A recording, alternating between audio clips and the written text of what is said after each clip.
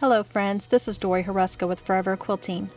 The quilt I want to share with you today is a new pattern by Lisa of Primitive Gatherings called Every Which Way, using her new line of flannel wool. As always, I start with a quilting plan. By placing clear plastic over the quilt top, I can draw out the different ideas and get a sense of how it will look when quilted. Here you can see how I planned out the border using the spine of this feathered stencil, so I could keep the curve of the spine consistent throughout the whole border. The spine was drawn onto the fabric using a purple air erase pen just before I was ready to quilt that section. Lisa will later trim the outer edge of the quilt to create a scalloped border.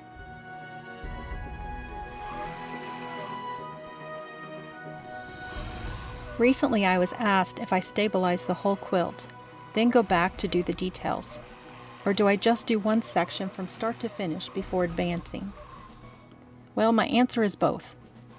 For this quilt I decided on a quilting plan that could be broken down into 2 passes, which allowed me to stitch all the straight lines and curls in the large triangles throughout the whole top. Then go back to the top of the quilt and continuously stitch all the details. But on another custom quilt, I may start at the top and quilt till I get to the bottom, meaning I will quilt all the designs in the row, then advance the quilt and quilt all the designs in that row, continuing until I get to the bottom. These quilts usually have less quilting on them, so they do not draw up as much. Now I wish I could say that this quilt was quilted with one start and one stop, but that is not the case this time. It could have been, but I really felt that the area around the cornerstones needed to be separated.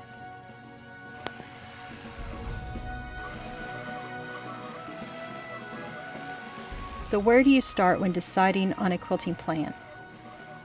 Well, start by asking yourself or your customer a gazillion questions. Like, how will the quilt be used?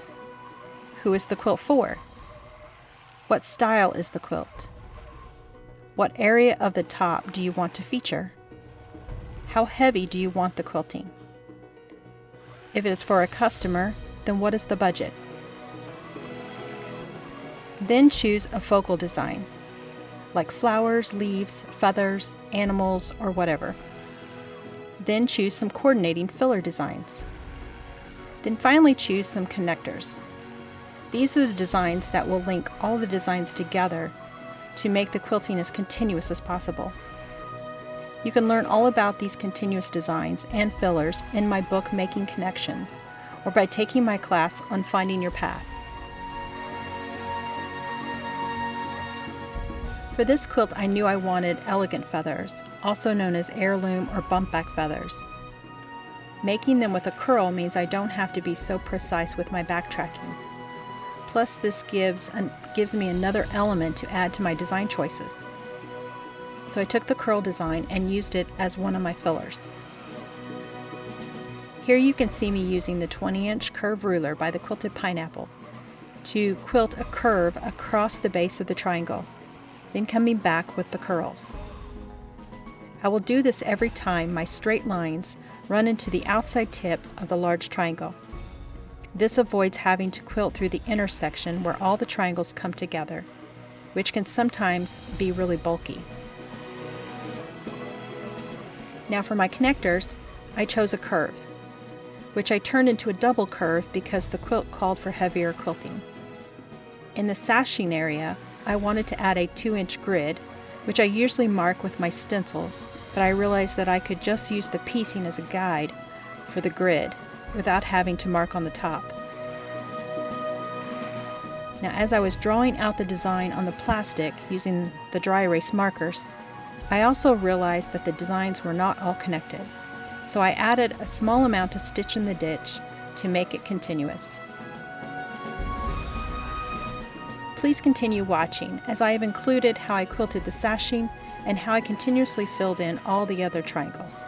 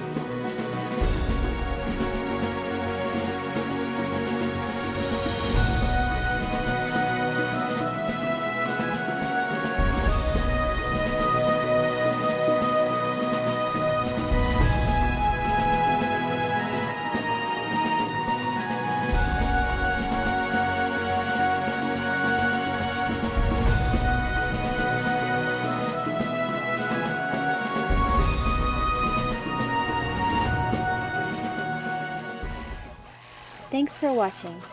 If you enjoyed this video, please like it, share it with your friends, and subscribe to my channel on YouTube so you don't miss the next video coming out soon.